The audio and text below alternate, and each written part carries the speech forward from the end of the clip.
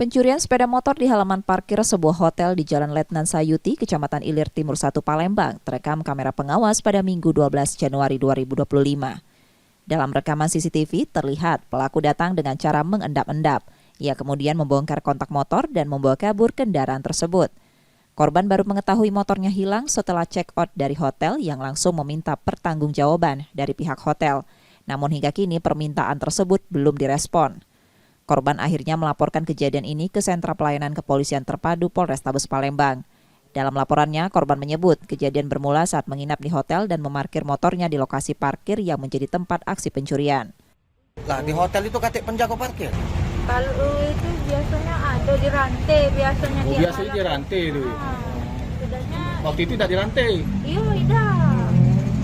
Apa tanggung jawab dari pihak hotel? Ya. Kalau aku nanya kemarin dia ada katik sini pertanggungjawaban, cuman dia ngasih saran dari sini ke sini ke sini, setelah katik ada pihak kepolisian buat ngecek CCTV di sana.